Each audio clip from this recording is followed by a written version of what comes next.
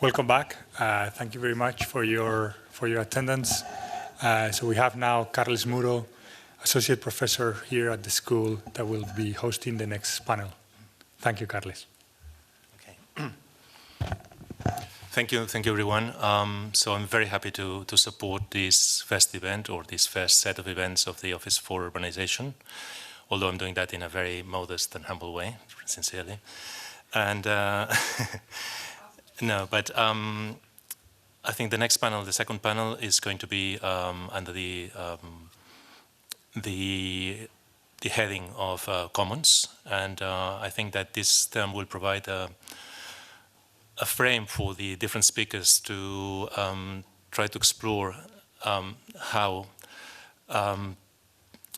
sunlight, to some extent, and the let's say heat, and in a wider conversation, probably health and energy consumption and life quality in the understanding of solar access has been considered a right by so many different cultures across time and latitude.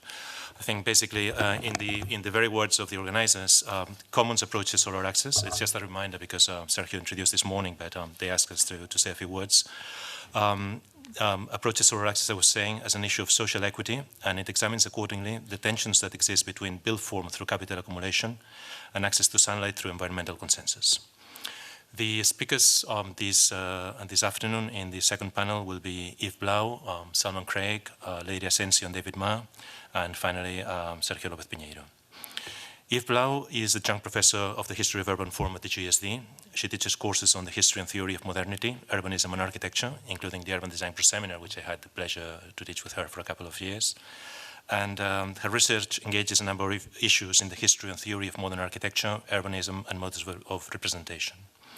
Amongst her publications, I would like, from a more personal point of view, to highlight the Architecture of Red Vienna and Architecture and Cubism, which for me have been important books, but she has many more and more recent, of course.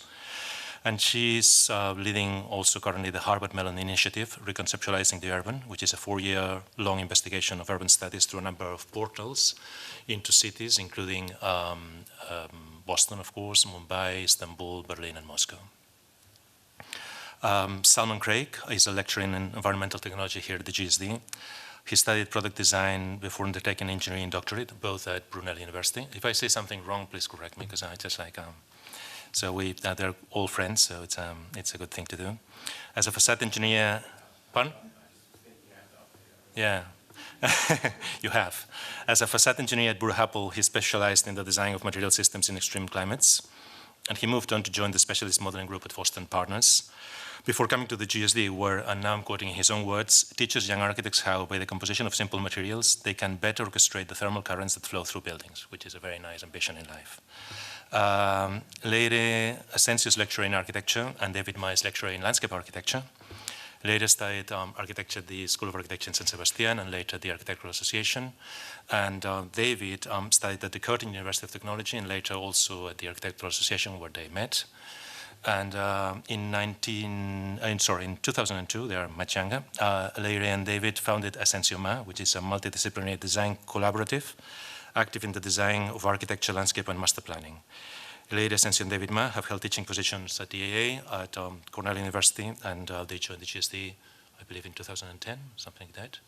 And unfortunately, we're going to be losing them to Australia in the near future. Sergio López Piñeiro is also a lecturer in landscape architecture. He graduated from the School of Architecture in 1998 and got a master's degree from Princeton in 2004. He was assistant professor at the University of Buffalo before coming to the GSD, where he first came holding the Daniel Urban Kiley Fellowship.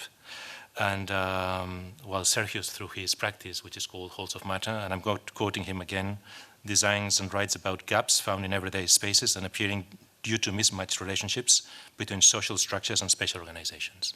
So with no further ado, please join me in welcoming Yves Blau.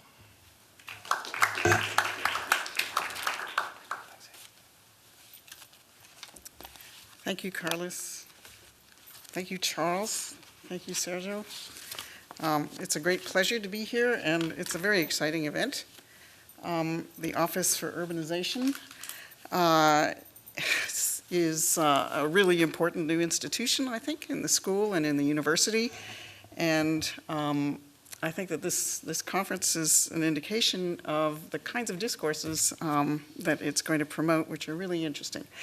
So I'm going to, my topic is heliomorphism and the production of socialist space. And I gather that this morning, unfortunately I wasn't there, you got a little foretaste of socialist space. But I'm going to start with the proposition that heliomorphism and the production of socialist space actually began in England around 1900 and then moved steadily eastward to Germany in the 1920s, and from there into Soviet Russia and across the USSR and its satellites. So that it more or less rose in the west and it set in the east, sort of following the opposite trajectory to that of the sun. So I'm also going to make another proposal that solar orientation entered socialist urban design practice indirectly, I would say, through one of the more important urban architectural innovations in early 20th century planning, and that innovation was Raymond Unwin's superblock, which was a cornerstone of his planning theory and practice, which, as I'm sure you know, was focused on the garden city and garden suburb planning. And here he is with Letchworth Garden City, which was the first one to be built. He also designed Hampstead Garden Suburb with his partner, Parker. Now, in his own practice and theory, Unwin was very much concerned with solar orientation and insulation of buildings. And he dealt with that at length in his book, his famous book, Town Planning in Practice of 1909. And he had these solar diagrams in the book. The first one, diagram 1, shows sunrise and sunset in London in comparison to other cities. And then diagram 2 shows the relative elevation and path of the sun at different times of the year. But in his own practice, he struggled a great deal in his practice and also in his theoretical writing, was how to integrate solar orientation into urban planning, or as to frame it sort of within some of the terms that we've been using today, in capitalist space. So how to do that? And I think, it seems to me, that he figured this out with the superblock. So let's look at that. Now, he first introduced it theoretically in this famous diagram of the superblock, which he called Nothing Gained by Overcrowding. It was published in a small pamphlet. And in it, he focuses on the economic advantages of the superblock as a planning concept. And his argument is very simple. It is that the superblock allowed for enormous savings on infrastructure construction costs because there are fewer streets, which meant that you could build at lower density within the block itself and increase open space and greenery and sunlight, since urban land costs were offset by savings on street construction, which is one of the largest expenses. So it was a very clever argument. And he began experimenting with ways of freeing the building line from the street line, which the superblock theoretically made possible, and which he felt was really important in the superblock itself as an urban instrument. And he could do this actually in the countryside where he was designing his garden cities. He could not do that in the city, because of in the diagram on the left, the bylaw street, which was the laws that insisted that every house had to face a street. So in Letchworth, he developed a sort of clever scheme. He used the cul-de-sac, as he called it, the dead end, which is a passageway or a pathway into the block, to detach the building from the street line. And here you could see in Letchworth, and then a sort of schematic diagram. And then here in New Earswick, which is outside York, he went even further.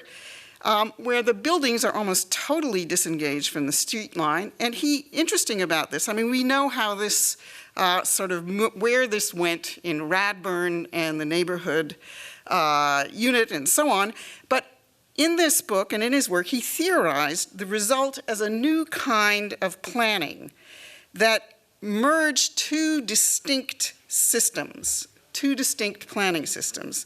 One was town planning, which had to do with the arrangement of the streets. This is how he argued it. And the other was site planning that had to do with the arrangement of the buildings and the landscape. And together, he argued, they shape urban form in the Garden City and the suburb. But he also suggested that the same principles could be applied to planning in the city and could be used, and this was what he was aiming for, to orient housing for maximum insulation. And that's what this argument, the argument of this diagram, which was in his book, Town Planning in Practice, that once the building was disengaged from the street, it could be oriented for maximum insulation. So he recommended in that book a strict north-south alignment so that you could get east-west exposure. And he also recommended rectilinear geometry. He criticized his own winding streets in Hampstead and in some of the garden cities. Now, this diagram, which is often not sort of brought into the discussion about Unwin, this diagram had enormous influence on European planning in the 1920s. But there's also a really important aspect to Unwin's superblock and to this heliomorphic site planning, which I'll call it, and the key to its really enthusiastic reception in later life in socialist planning. And that is that for Unwin, this kind of solar equity, or the democratization of the access to sunlight, was part of a much larger social and political project, which was to combat the spatialization of class in the city. And he argued that the superblock, and I think that's why I think that the superblock here is the key to all of this, that the superblock had the potential to develop into a new kind of urban social space, a communal space, a commons.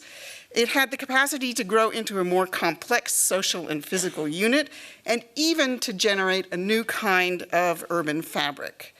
And Unwin's arguments and diagrams, like this one, really resonated with social democratic city officials in Germany in the 1920s who were dealing with a massive housing crisis after World War I. So this was quite a bit before Hilbersheimer, and especially Ernst May, who was the city architect and planner of Frankfurt, who had studied with Unwin actually earlier in the 1900s. And May immediately grasped the potential of superblock planning for producing a new kind of more equitable and healthy social and physical urban environment in the new Frankfurt, which was his objective. Now, in Frankfurt, the whole issue was subjected to very rigorous rational research. And so there were solar orientation studies done, like the one on the left. These are both by Walter Schwagenscheidt. And on the left, where he figured out that actually buildings should not be aligned strictly north-south, but 22.5 degrees from true north-south orientation was optimal. And then he also, in this diagram on the right, analyzed solar orientation in relation to domestic spaces, but also to domestic activity. So a real rationalization of dwelling. And he also, not Schwagenscheidt, but May, also rationalized, and together with his team, Unwin's superblock site planning model into this kind of fabric, a new kind of urban fabric, which was called the Siedlung, which means settlement. And that Siedlung itself was composed of a new rationalized housing typology, which was known as the Zeilenbau, the sort of row block or housing bar, as you see it there. And each one of those housing bars was equipped with standardized dwelling units that were also oriented for optimal insulation, so that living rooms and kitchens faced west, so they get afternoon sun, bedrooms faced east to get morning sun. And Westhausen was the most sort of rationalized, rigorous, and also heliotropic housing project in Frankfurt. Now, May and the other German architects who were working in cities at this time, Berlin was another city where there was a great deal of work like this being done, they were not only concerned actually with typological innovation, they were also trying to develop new methods of construction and housing production, and they experimented in the 1920s with prefabrication systems. Here's Frankfurt again, where precast panels, concrete panels, were produced on site, and they were assembled by cranes. And this linking together of production and design and typology and urban morphology is something that continued through socialist urban planning and design. And the result was to be, as you can see in the lower right here, a synthesis, or this is the way it was rationalized, a synthesis of nature and technology that combined scientific methods of design and production with natural heliomorphic site planning. Now, on the basis of this, I'm giving you a quick run through here of this work in Frankfurt. May was invited to the Soviet Union in 1930, and he brought his ideas from Frankfurt along with the May Brigade, as they were called, and they were in a big hurry and forgot left the A out of departs. As you can see here, I apologize for that. But his task, so this was an issue of the New Frankfurt, the magazine, which shows May and his group going from Germany to Russia. And the task that he was given by the Soviet government was to design a new socialist city, a Sotsgorod, in Magnitogorsk, which was the center of steel production in the Urals, and at the same time to begin to, or at least propose how to rationalize the Soviet building industry for the development of serial mass housing. And so this is one of the schemes that the May Brigade designed. They did much of their work actually on the train, because they were on the train for a very long time. And this was the montage system. It was not actually put into practice, but what's interesting about it, too, is that it involves a rationalization of the building site. So it was not only about the orientation of the buildings, but it was about the building site. It was about production. It was about methods. And in 1930, he designed a general plan for Magnitogorsk. It's there on the top, and here's a sort of aerial perspective that gives it a little more oomph. And what it is basically is a kind of a series of massive superblocks that have these double exposure housing bars that are oriented for maximum east-west insulation. And in fact, only a tiny bit was actually built, that bit up here, when before they left, May and his team, or his brigade, left Moscow in 1933, because it was clear that they were not going to get anywhere. So they were kind of stuck between a rock and a hard place, because they also couldn't go back to Germany. But by that time, so they dispersed around the world, actually. But by that time, in sort of 1933, Soviet policy regarding urbanism had already shifted from this kind of research-driven experimentation towards pragmatism that was facing up to the economic as well as the industrial underdevelopment of the Soviet state at that time, as well, as you well know, as Stalinist aesthetics. So this kind of project was dropped, but it came back again in the late 1950s under Khrushchev, when Soviet policy shifted back to modernist design. You probably know about this, the famous speech that Khrushchev gave after Stalin's death. modern design ideas of that early experimental period, but they were also very much combined with a massive push to restructure the construction industry through prefabrication and standardized housing typologies. So from about 1957 on, the spatial unit of Soviet planning was the mikrorayon, or the micro-region. And here I'm showing you these come out of my own research, but this is from Baku, the extent of this program. So this is in Baku, one of these the first mikrorayon in Baku.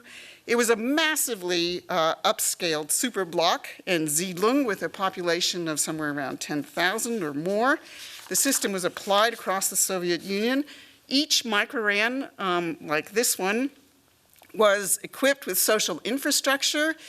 The idea was that there would be social infrastructure in the microrayon that would meet daily and weekly needs of the inhabitants. So it had schools, shops, clinics, sports facilities. You could see I put in a little thing in English that is keyed into that if you really want to know. But there's a lot of social program. The shaded bits here actually show you where all the social program was in the microrayon itself. And less frequent needs for culture and entertainment were met by the larger rayon. So each one of these microrayons was part of a larger rayon. So in general, the structure of the microrayons followed three parameters.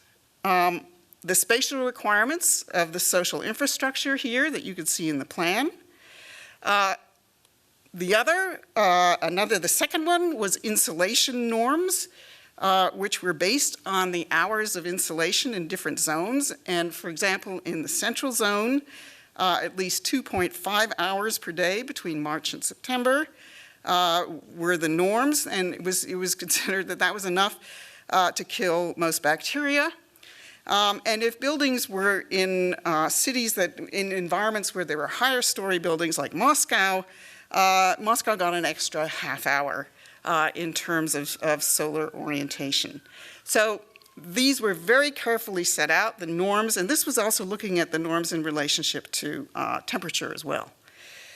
And the third factor was, of course, the economics of the assembly crane that had to be positioned so that as many building sites as possible could be operated by a single crane. So together, interestingly, these parameters determined, I think we could say this, determined the scale and organization of Soviet urban space from the late 1950s to the late 1980s.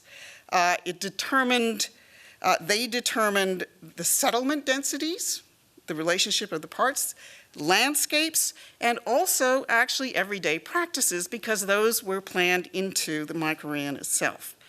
And so here, back to Baku, this is a group of microrayons that were built in the 1960s. So you could see how these things just created the urban space. Now, towards the end of the Soviet period, when much of the social infrastructure and the amenities and landscape and so on were not built, mostly for economic reasons, and this is an example in East Berlin, the microrayon kind of devolved into a kind of desolate landscape, and microrayon urbanism was called crane urbanism, because that was the one thing that actually you couldn't do without in building these things. But what's interesting now is that, and that's that same one in Marzahn-Hellersdorf outside in Berlin, in the post-socialist decades, especially in Germany, planning authorities have been actually completing the microrayons. They've been adding landscape and social infrastructure, and also putting commercial infrastructure around the edges of the microrayon, which was part of the whole deal too in the original, so that actually socialist space continues to be produced in Europe in any case. So that the post-socialist world, and this is part of the research that we're doing in Berlin in the context of this Melon project, that the post-socialist world is producing really interesting solutions to many of the problems of the post-industrial city. Thank you.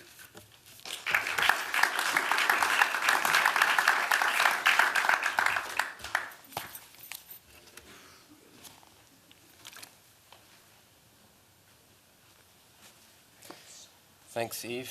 I did not know that about my home country, about the cul-de-sac. I always wondered about those. Perhaps we could say that it was the scarcity of sun in England that brought it up as an issue. Thanks to Charles and Sergio. Also, apologies to the doctoral candidates. I was not able to attend yesterday. And also, I missed a couple there this morning. Apologies about that. Where's the clicker? This guy here. What's his name? Or is it just a... No, it's the big button. Okay, the big one, like the big green, like atomized into billiard balls. It's not intuitive at all. Okay, so heliomorphism, when viewed through the prism of the energy hierarchy, can be divided into three categories. These are solar sculpting, burning fossil fuels, and exploiting low-quality heat from the environment. And all these forms of energy come ultimately from the sun. The first category receives sizable and disproportionate attention from the design community. And the second and third are two sides of a double bind. Without creative exploration of the third, we will not escape the clutches of the second. Solar sculpting is the art of determining when the sun is useful, harmful, or delightful, and designing your building or city according to these rules or patterns, while also accommodating other issues. Most of us know of Olympus, Greece, a heliomorphic town that housed 2,500 people in the 5th century BCE. The orientation, shading, and massing were coordinated to exploit solar energy in the winter while keeping it out in the summer. At the time, wood was the principal fuel for metallurgy and the heating of buildings, and demand for wood was leading to wide-scale deforestation. The Greeks used trigonometry, sun paths, and an empirical understanding of heat and materials to program their buildings and find out which sun rays were helpful or harmful. Today, we use computers to do more sophisticated calculations. We also have access to new materials and fabrication techniques. So the basic principles of solar sculpting have not changed, but new tools have allowed us to explore variations. And as a result, designs have got more expressive. However, some of the new material innovations have had the opposite effect. Glazing coatings can now divide the solar spectrum into its constituent parts. We can filter out half the heat by transmitting only the visible light while blocking out the unwanted ultraviolet and near-infrared. Or we have coatings that replace dynamic louvers by darkening on command. So to some extent, geometry no longer matters. These technologies make thinking about the sun path unnecessary in many cases, or they allow the client to restrict the role of the architect to that of product specifier. There is another kind of heliomorphism which is hegemonic and therefore much more difficult to characterize. Fossil fuels were formed by the slow transformation of leaves, plants, trees, and algae over about 50 million years. And plants are the products of photosynthesis, in which cellular organisms convert solar energy to chemical energy. Today, there is more coal, oil, and gas in the ground than we can safely burn. Yet most of our cities and buildings are completely dependent on these ancient, concentrated chemical forms of solar energy. Without fossil fuels, suburbia would not sprawl, and metropoles would not grow so dense or so high. Every form of renewable energy comes ultimately from the sun. For example, wind is a manifestation of climate, so is shallow ground heat, and both are powered by the sun. National infrastructures are slowly unplugging from fossil fuel power stations, and on-site renewables are increasingly common. But there are other ways for buildings to exploit energy in the local environment, and to have any chance of proliferating in the commons, these alternatives need design. They need architects to think about them in parallel to other ideas, from the first sketches to the model in BIM. For many, heliomorphism is synonymous with thermodynamics, but in practice, they are very far apart. They come together only if and when solar sculpting is used to orchestrate an energetic process. That is, when form and matter engage with immediate or delayed forms of solar energy to perform thermodynamic work. When buildings are mechanically conditioned, building envelopes must insulate and isolate. But when there is useful energy available in the local environment, building envelopes should exchange heat and then exploit it. We have heat exchangers in buildings, but they are generally not part of the architecture of buildings, and they tend to be small compared to the spaces that they regulate thermally. They are the coils inside an air handling unit installed on the roof of a shopping mall, the coils inside an AC unit sandwiched in the sash window of a rented office space, or the old radiator wedged behind a sofa in a suburban home. To work, these small heat exchangers must be fed by a circuit of water or refrigerant that is markedly hotter or colder than the comfort temperature. Perfectly tepid water would entail less fossil fuel combustion, but tepid water only works if it feeds a large heat exchanger in good thermal contact with the occupants and the interior bath. So to become proficient in heliomorphism, we need the second law of thermodynamics in addition to the first law. The temperature of the heat transfer medium matters, and so, therefore, does the size and reach of the heat exchanger. The design challenge is akin to getting rich by collecting the spare change behind every sofa, or running for president with small campaign donations from every citizen. Here's an example of a large heat exchanger that is almost integral to the architecture. I developed this prototype with colleagues and manufacturers while working at Foster & Partners. It's for the Bloomberg headquarters in London, which is nearly complete. It's a radiant panel, but it also controls lighting and acoustics. Copper pipes are integrated into the spirals, and they carry water at ground temperature. Normally, radiant ceilings are flat and need chilled water to provide sufficient cooling to the space. But by using spirals, we increase the surface area threefold, so tepid water could provide all the cooling. This negates the need for a chiller, and it means we could naturally ventilate the building without fear of dripping condensation. This is what it looks like now after a second design iteration, and I've since come here to the GSD, but the panels are being installed as we speak. We had to reduce the complexity of the design to reduce the cost. The surface area is slightly decreased, but the principle is the same. We do well to remember that during the era of electrification, demand for artificial light far outstripped any energy savings from improved light bulbs. The same is happening today with artificial cold. More efficient versions of the same buildings will not buck the trend. I'm in the process of thinking about building envelopes as heat exchangers. And in this paradigm, morphology, scale, and geometry matter, and so does porosity. In the 60s, 70s, and 80s, engineers in Scandinavia, Canada, and Switzerland developed a new ventilation system for livestock buildings based on a novel idea for recovering heat. A layer of porous insulation divided the shelter into a room and an attic space. It extended down the inside face of the external walls to form a wraparound cavity. Fresh air from the cavity was sucked into the room through the pores in the insulation. On its way through the pores, the fresh air was warmed by the heat conducting out through the material in the opposite direction. The Norwegian phrase Motstrømstak highlighted the novelty of countercurrent heat exchange, while in German, Porenluftung alluded to the idea of breathing with ventilation through pores. Caught between concepts, British researchers would later settle on the ambiguous term dynamic insulation. In the 80s, 90s, and 2000s, engineers more closely examined the heat recovery traits of open pore and fibrous materials and worked on transferring the dynamic insulation concept from industrial-scale cattle sheds to homes and sports facilities. The aspiration was to save energy while providing more than the minimum fresh air. But while initial experiments showed good agreement with theory, later experiments gave inconclusive results and suggested some serious limitations. Unable to explain why, researchers abandoned the idea.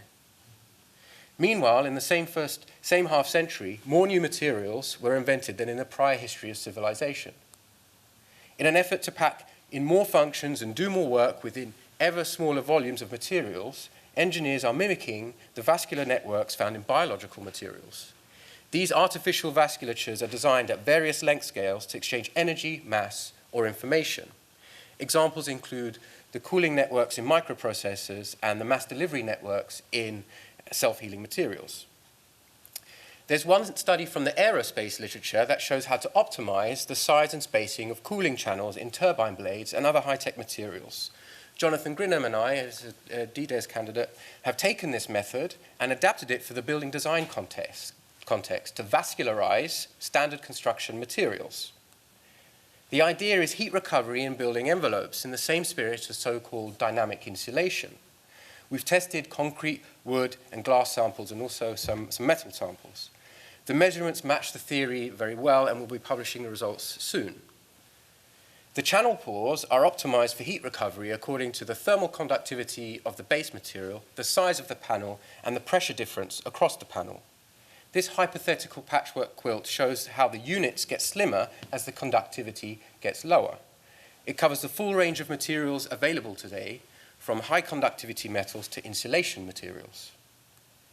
Fresh air is sucked through the channel pores either by a fan, mechanically, or by a chimney, passively with buoyancy ventilation, while a water circuit integrated at the interior surface of the panel controls the temperature. The interior space is tempered radiantly, while the incoming fresh air is preheated or pre-cooled. And most importantly, the larger the exchange surface compared to the room, the smaller the working temperature gradient, and the easier it is to exploit low-grade heat. By low-grade heat, I mean immediate and delayed forms of solar energy. The trick is to, in this case, to decentralize the fresh air supply, decentralize the heating or cooling supply, and couple them at the material level, because low-grade heat is dispersed, so you've got to get your fingers in everywhere if you want to exploit it. Termites have a more intimate, close-up view of low-grade heat. As a superorganism, they have representatives everywhere in their thermal bath. And it turns out that termite mounds are very good at extracting thermodynamic work from their environment. They do it by orchestrating three kinds of thermal beats. First, there is the daily oscillation of exterior temperature. This sets up the temperature rhythm, up, down, up, down. Then there is the thermal mass. Its temperature follows the exterior oscillation, but with a delay. Then there is the interior air. When the mass is warm compared to the outside, at night, the interior air heats up and rises. And when the mass is cold compared to the outside, the interior air cools down and falls. The interior air cycles through like this once every day, and it gets replenished at the top and the bottom of the mound. And this keeps the interior conditions good for farming fungus. So by form and massing alone, termite mounds extract thermodynamic work from the exterior temperature oscillations. This was discovered recently by a team of researchers across the road at the Wyss Institute. It's not easy to take measurements inside a live termite mound, but they were the first guys to do it. Palak Gadodia, an MDes student I supervised last year, went to the site in India where the measurements were made. I've been thinking quite a bit about these coupled temperature oscillations. Some of my students have used water baths to simulate the process. The dark walls in these images are preheated iron plates, and the thermal and viscous properties of the water have been taken into account so that the scaled-down model gives an accurate representation of the flow of buoyant air in the full-size building. It's a nice little analog computer, let's say. So the flow rate of the ink is analogous, and it gives you an accurate representation of the airflow in a scaled building. Exterior, mass, interior.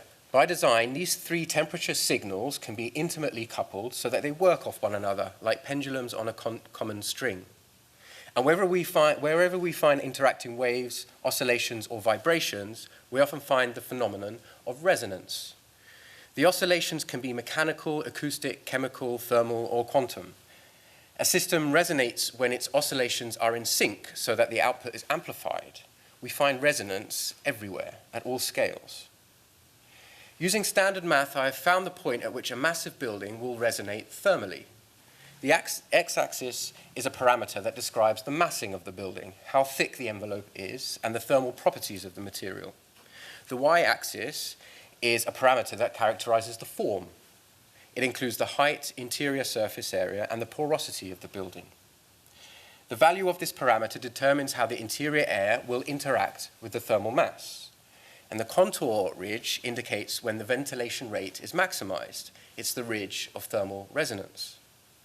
So you can vary your form and massing, and so long as the massing parameter is this, and the form parameter is that, you can get your building to sing like a termite mound. And very importantly, it does not need to look anything like a termite mound. This is not superficial biomimetics. This is generative form with thermodynamics. Someone once said to me that Manhattan looks like a heat exchanger, with fins and pins spaced to reject heat into the thermal bath.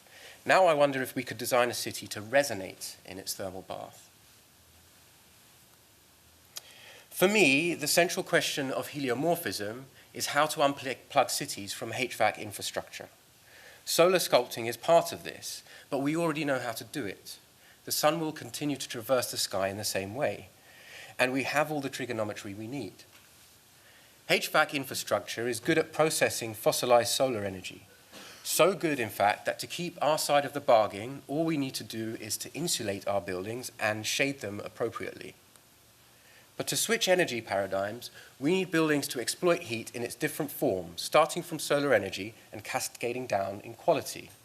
And for this relationship to work, we need to orchestrate thermal phenomena at different scales in all places using form and materiality.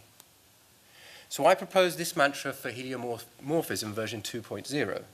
Let's have dumb materials do smart things in their bath, ideally by geometry alone. Thanks.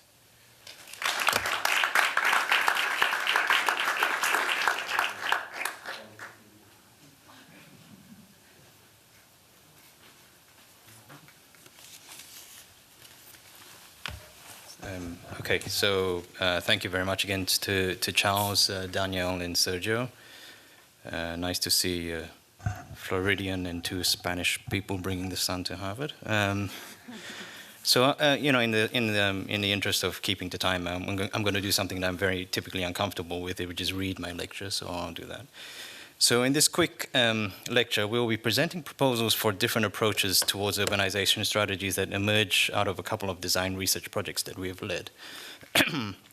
Our focus in these projects have typically been to locate opportunities to address wider public concerns related to urbanism through a systematic and technical engagement with the tools and processes of urbanization. So just generally addressing the specific idea of commons proposed in this session, we will try to place this exploration in the light of the convergences between these technicalities involved with addressing the sun and approaches towards shaping collective forms of life. It's this green button? No. Yeah, this one. Okay. So when faced with addressing this issue of urbanization and its explicit relationships to the sun, we made a very quick, and I have to admit, unsystematic, and it wasn't a systematic literature review, more of an opportunistic review survey of projects that for us exemplify interesting moments where the heliomorphic definition of cities or surrogates for cities coincide with the expression as well as the accommodation of very particular attitudes towards collective living. We started with Campanilla's City of the Sun, which was a utopian model for a city-state where all property would be placed in common ownership. This idea of the collective is both symbolically and functionally organized, I would argue mostly symbolically, in a clear and legible symmetrical composition. The idealized city is sited on a hill, mirroring the old cosmology of 7 planetary orbits, with the rings of open common spaces benefiting from its idealized siting on a hill and exposure to the sun gradually descending down the hill, with a celebrated central space for a temple. Now, what was interesting to us here is the association of a very singular common idea that binds the collective lives in the city with a highly regular, symmetrical, and centralized composition for the city form. This relationship between singularly composed city forms and what we can perhaps call a strict consensus or common identification amongst its citizens, residents, or populations, depending on your sensibility, seems to persist when we see it repeated even in contemporary examples of city or surrogate city forms shaped by the sun. So if we stay in this rapid jump forward by a few centuries, we wanted to linger a little bit on this example of the Heliopolis in France. So Heliopolis is a seaside town in the seaside resort in the town of Agde on the French Mediterranean. The overall composition takes on the same singular defensive figure of the circle that clearly frames a monumental common space in its center. Heliopolis was named after the naturist village initiated by France's founding naturalists, the D'Urville brothers, and is more or less an almost autonomous town in itself and exercises a mandatory nudity policy. It has become a major international destination for naturalists and as a critical mass of residences and businesses for it to be largely known as the naked city, where everything from sunbathing to grocery shopping, opening a bank account, and getting a haircut is done au naturel. Designed and planned by the architect Jean Le Couture, Heliopolis is said to have been developed while being strongly influenced by Le Corbusier's theories and design strategies. Le Corbusier himself was also deeply invested in a model of healthy living closely associated with a relationship to the sun, which actually manifested itself in everything from his 5 points all the way to his ideas on urbanism. We turned this from an R rating to a G rating, as you can see. The initial and still persistent collective lifestyle that this enclave is intended to support is of a healthy and mature relationship with nudity and a family-friendly celebration of a perceived healthy sun-soaked way of living, a lifestyle accommodating people of all ages who share a common investment in naturism. But like a J.G. Ballard novel written for the sun, this resort has seen some interesting turn of events. This once exclusively family-oriented resort has now come to be invaded by voyeurs, libertines, and swingers who are attracted by Heliopolis's nudity policy, but for very different reasons. So it has produced a situation where the consensus of social nudism is challenged by other invading social tribes. Most controversially, the center of the giant Heliopolis was originally a family park and a swimming pool, but was bulldozed in 2005 to make way for bars and nightclubs, including a couples-only swinging establishment. Now, the transformation of this central collective space that was designed for sun worshipping into a space that celebrated the night was perhaps a perversion too far. It seems here that the programmatic nature of this large common space also became symbolically significant, and the nightclub's existence in this space became unbearable. The nightclub Le Glamour was set ablaze, and while the crime remains unresolved, there are strong suspicions that it was arson instigated by the naturist camp. So what is particularly telling about this tension for us is our observation that when these common ideals that unify the collective life take on a different series of interpretations and that consensus is questioned, the direct translation of this into a monumental common space can result in them becoming highly contested spaces. In some of these cases, there does not seem to be the capacity for differences to coexist in such a model for the city. So at least for us, what it suggested for us was a desire to investigate models of heliomorphic urbanization that perhaps offer other ambitions. We wanted to explore urbanizations that consider contemporary collectives to hopefully be capable of expressing as well as accommodating diversity and multiplicity. Perhaps even a conception of urbanization that is more incremental or aggregated rather than singularly authored and enforcing a common ideal. In principle, we sought to explore heliomorphic urbanization models that could be described as fabrics rather than artifacts or enclaves. So we just tried to explain the title of our lecture there. So we've been looking, so we started to look for other models, and then Metropolis became the next obvious stop. And here we actually encountered the sun, nudity, and urbanization again.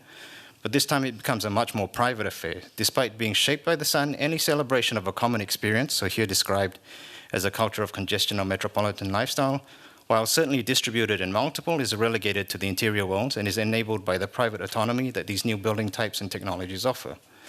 While the zoning ordinance that safeguards daylight for the public street produces a new urban quality, the real action is said to be inside. So next stop, Barcelona's 19th century extension, developed by the engineer Ildefonso Cerdà. The exemplar offers for us an emblematic example of a metropolis engineered to capture the sun and daylight as a vital resource for the health and well-being of its citizens.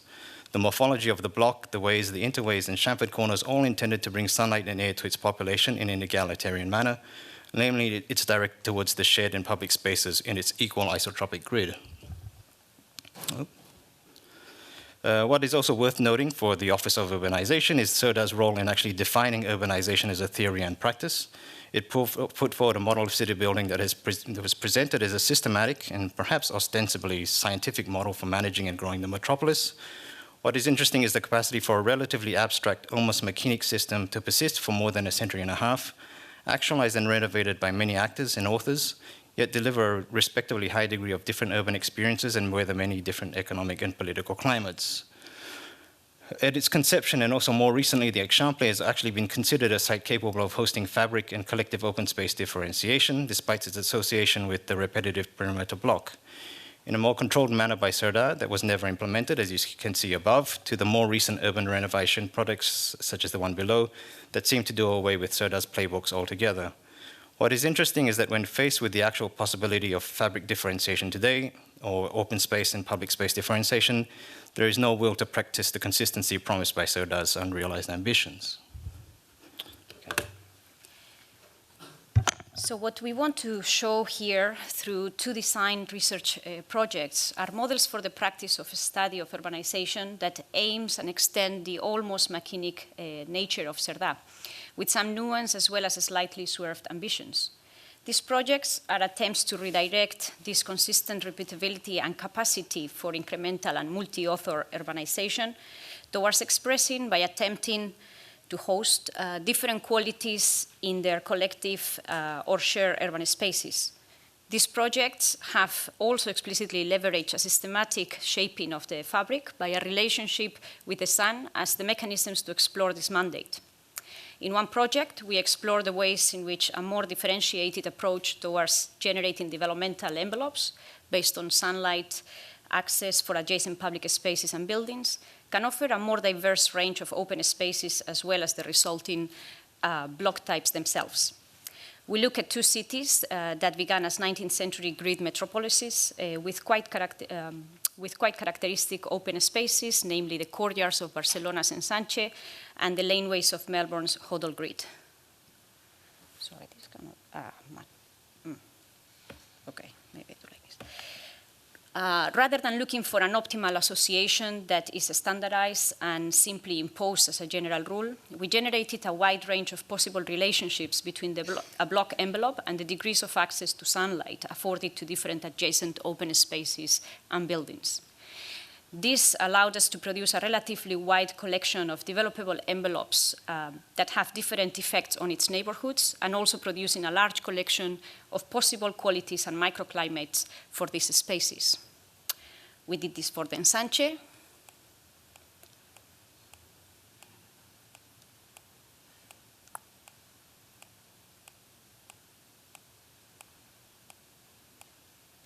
And Melbourne.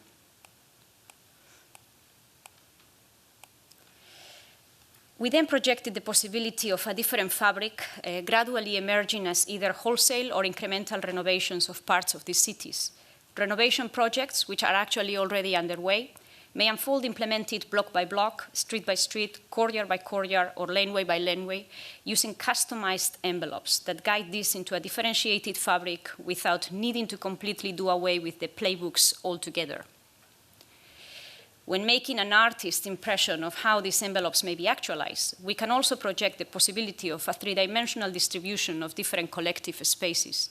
A new topography emerges together with fabrics shaped by the sun. The adjacent open spaces also taking on more deliberate differentiations in their qualities, perhaps even allowing for the reconceptualization of an interway system within the existing urban structure. In the case of Melbourne, it is worth noting that the city's laneways, now known as social spaces, were in fact service lanes. The original Hodel grid deliberately omitted any formal public spaces in its structure as a way to prevent any possibility for democratic gatherings. This approach, when applied in Melbourne, offers us a potential way to manage the current pressure for density and changing grain of the fabric, and leverage these customizable envelopes to allow for the provision of open space types that had not been prevalent in the city center before.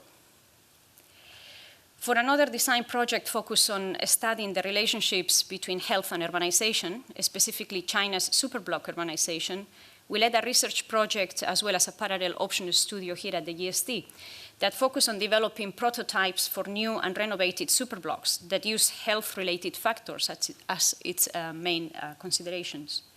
The results of these projects have just been published as a book, published by Jovis, called Lifestyle, Health and Places. And much of the research addressed access to daylight as a health-related issue. We will look here at a studio project by current and graduate students, Gilly and Clayton Strange. For Lee and Strange, there was a larger ambition of questioning the standardization in these developments. For them, this can be seen to be partially instrumentalized by the Sunshine Law, which results in an urbanization of regular slabs arranged in an unrelenting east-west configuration. The Sunshine Law is a mechanism intended to safeguard the health of the residents of these developments by ensuring minimum sun hours for each and every housing unit. What this project addresses is the capacity to reconsider this law, not as a standardizing or optimizing instrument, but rather rather than an almost mechanically repetitive fabric, these same associations could be used to offer irregularity and difference in open space patterns, urban experiences, and building types. A lot of these daylight rules were informed by modern ideas of hygiene and health, and this project attempts to expand on them by acknowledging their value for social capital in health and well-being.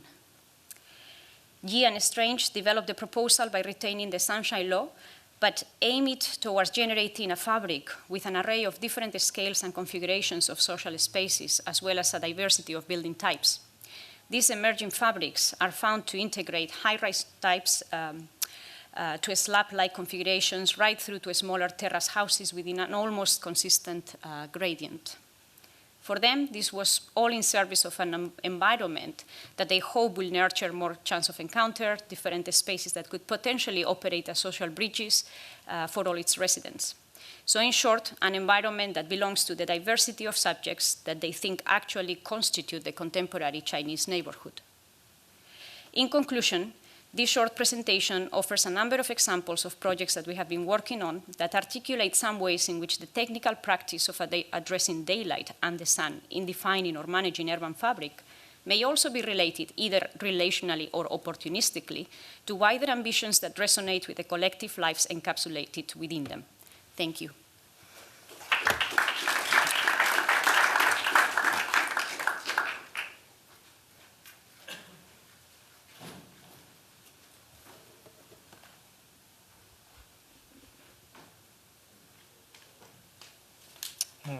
Hello again.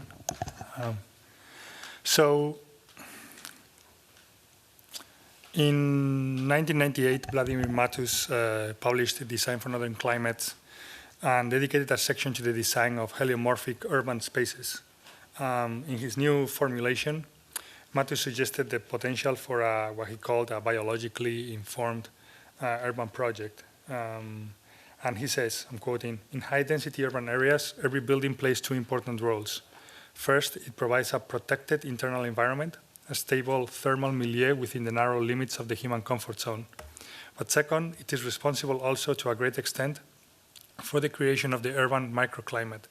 Little has been said or done, however, about keeping a building's external environment, urban public spaces, within the limits of the human comfort zone and at a minimum cost." And so he goes over throughout the whole book to provide lots of really interesting examples of how to manage, how to use the design of urban fabrics in the definition of public space. And today I want to present three currently in progress design problems that I'm engaging with in this context. First, I want to show this slide from Robert Smithson's Hardwick Hall, and this is a relatively well-known plan, but that was used by Peter Smithson in his lecture, The Response to the Glut. And he says about this house, "In Hardwick Hall, there is a gallery which runs along the whole extent of the house. What's nice about this drawing is that it indicates the thick spine wall where the fireplaces are, as well as the heating apparatus and the perimeter bay windows that let in the light. In the wintertime, the family would pull back to the fireplaces. The organization of the house was based on the available coal. In this part of England, coal was produced at the time. Fuel found formal expression in the organization of houses, so that in winter you have screens around the gallery against the fireplaces, and in the summer you moved into the bay windows. The organization of the plan was a consequence of thinking about the way that it could be used, that is, the pleasures of winter and summer." And so there is this constant oscillation and movement within the use of the long gallery. This kind of understanding, this kind of thinking about interior space, about the interior of the built form is very common. I would like to engage in a project where the definition of the public space is exactly the same, but where this is obviously not indoors but outdoors. Some people have already been engaged in this project, obviously. One of them might be Sam Lally. In The Earth from Other Planets, he talks about environmental pushers for the construction of a public realm, and he mentions these five. I'm currently using only shadows and reflections. This thing is so counterintuitive. I'm using reflections and shadows. So generally, when you look at most of these heliomorphic studies, the intellectual construction of the problem is always the same. It's always like objects on a ground flat plane. But I think that the possibility for thinking about urbanization within this context is to actually produce or think about of the city as a continuous substance, as a continuous fabric. There's no differentiation between different parts and the whole. It's actually all a continuous reactive fabric. And within this lack of differentiation between landforming and building form, between landform and build form, is how I'm like starting to address these three projects. Stealing the term from Sal, I'm using profile resonances, density resonances, and reflection resonances in a way of defining the voids within this continuous substance, within this continuous skin. So the first example that I want to show has to do with well-known studies of using sunlight in order to define a continuous density, where there's an equal accessibility to light, to sunlight. There's different examples. Maybe one of the earliest ones is Hilbersheimer's, but Gropius followed through. Matus is up here. This is just like a Spanish origin. Jose Fariña Tojo also like producing similar drawings. In all these cases, the understanding of the urban fabric is always the same. There's these buildings, the ground is always flat. There's no consideration towards the topography or towards the landforming. Hilbersheimer mentions topography or ground variation in just one single paragraph in the New City. He says, oh, by the way, watch out because the shadow on a south-facing slope doesn't have the same length that in a north-facing slope, and therefore the density might change. But for now, we're just going to look at the flat ground. And so with that as a precedent, everyone seems to have followed the same procedure. But I'm interested in the considerations of, again, the lack of differentiation between the build form and the land form, and therefore manipulating both, establishing a resonance between both of them. This kind of, again, deterministic or formulaic seek for efficiencies has been looked at by different people, producing always like different types of fabrics, but always with a flat ground. So in this particular case, I talked this morning about Ralph Knowles, and again, a similar context happens. Like the ground is always flat, and I would be interested in figuring out if it's possible to consider the urban fabric where there's no differentiation between this stuff and that stuff, and where the operations in one or the other like are multiply resonant against each other, producing a different kind of result. So in this particular case, we selected that profile from Gropius, and we start to establish a variation between the seriation of the ground or the seriation of the buildings, in order to start to look at these kind of pockets that start to appear against the buildings, in order to almost shape or sculpt the space in a similar way that the buildings are generally sculpted according to the sun angles. And as you can see there, that would be the Gropius diagram, and we just like follow in this particular case by seriating, by changing the form of the building. In this particular case, we're doing both, changing the form of the building as well as that of the ground, and you start to get some interesting results when both cycles start to like mismatch, with like some strange patterns that start to appear. In other cases, they are like perfectly symmetrical. These feel a little bit like almost like first year studies, but I think that they allow us to like start to further understand the relationship between the ground and the building as one single substance. It still feels very, in a way, kind of clunky. It follows the same procedure, the same profile, sorry, but the further iterations we're looking into like really changing things as much as possible.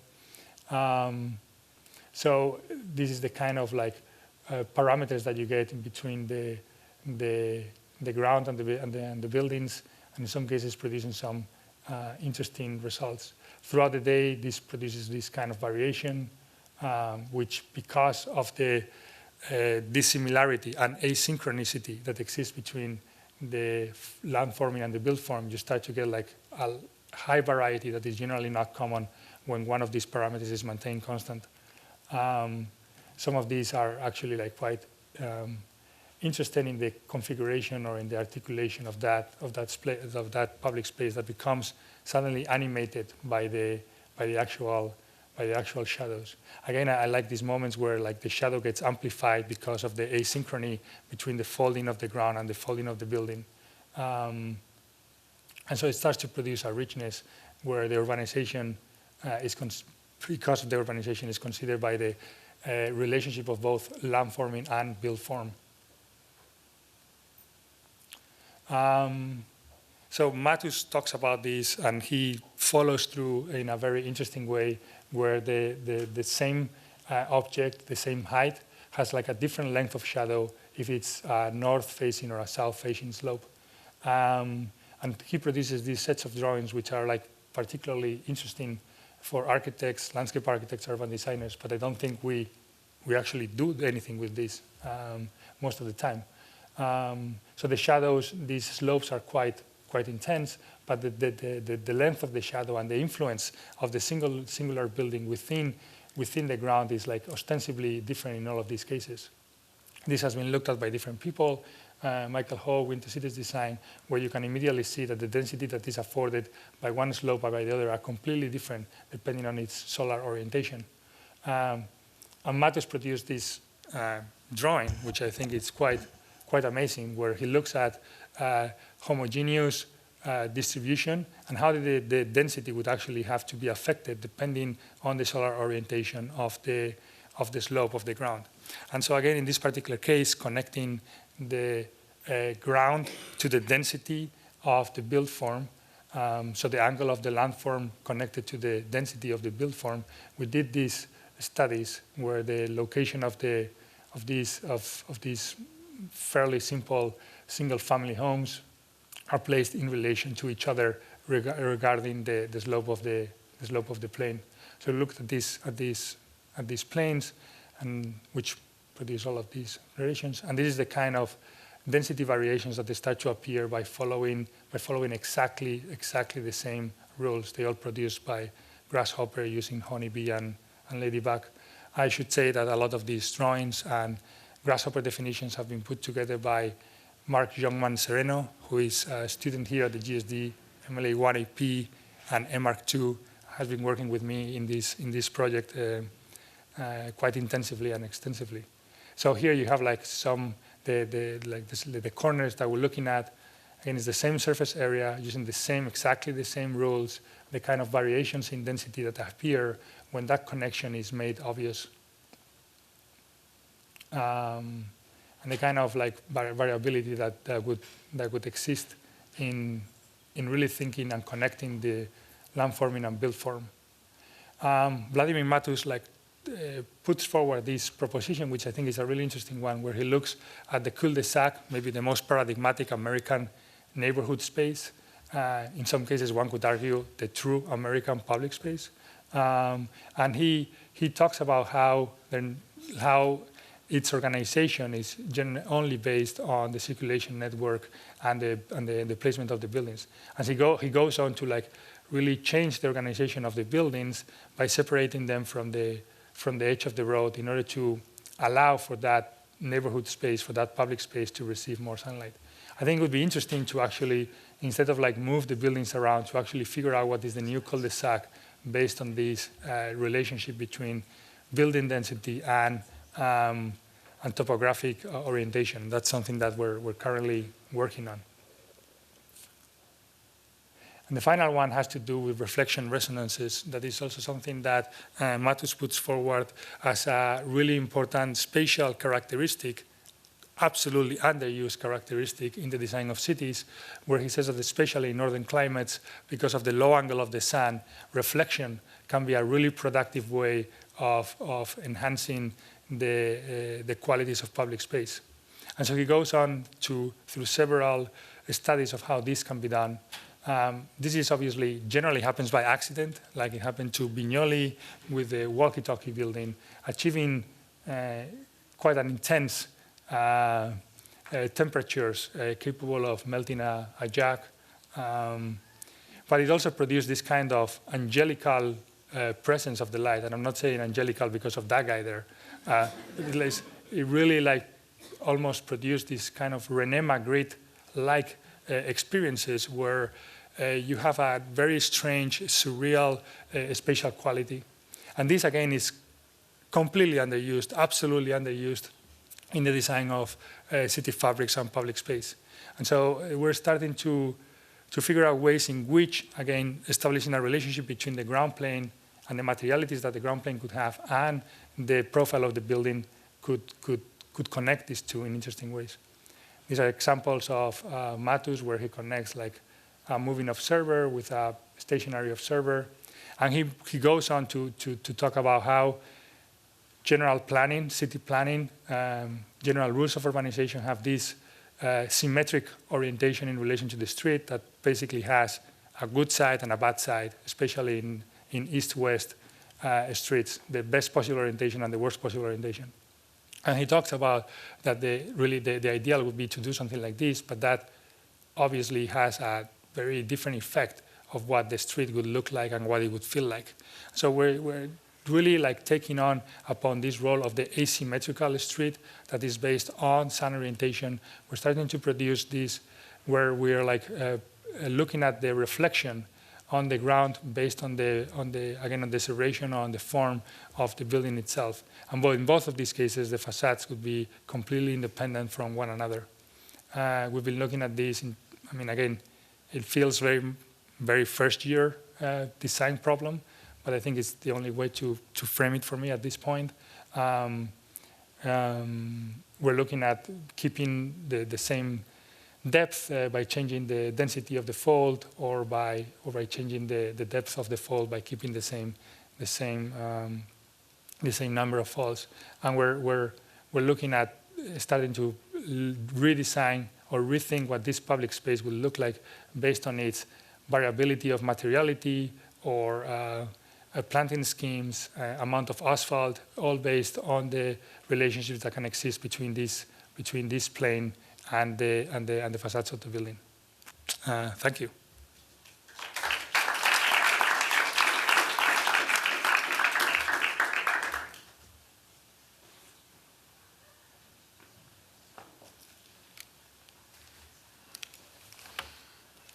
Okay, thank you so much, Yves, Sal, Leila and David, and Sergio for these wonderful presentations. I think, just very briefly, I would say that there's been lots of, using a word that both Sergio and Sal used, there's been lots of resonances between these very varied and very interesting presentations that really speak of the wealth of possibilities for all of these approaches.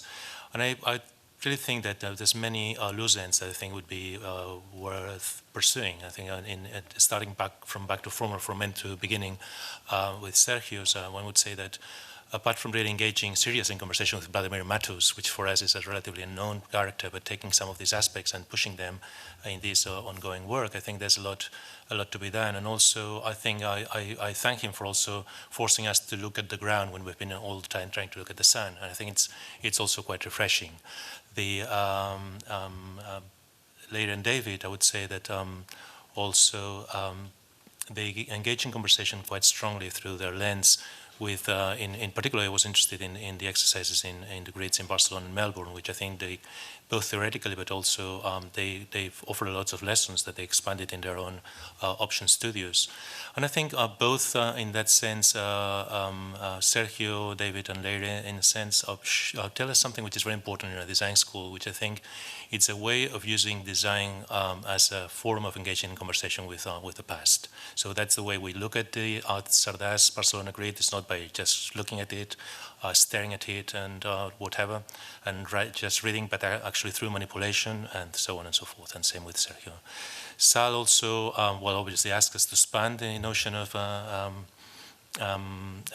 let's say, heliomorphism into not just the solar carving or the solar, what do you call it, what do you use, exactly, sculpting. So expand it, which is fair, and add all of those issues we know, and definitely Eve, I think it was a very refreshing beginning. I think that trying to find these or unveil this hidden or for me unpredictable origin of heliomorphism in Raymond Unwin, sorry, in Britain. Also, this actually west-east trajectory. I think it's very interesting. If we were to start a conversation, I would ask Eve. It's not a provocation. It's I would ask Eve whether the transition between socialist space and the space of socialism, which I think it's really an important thing that we should elaborate on.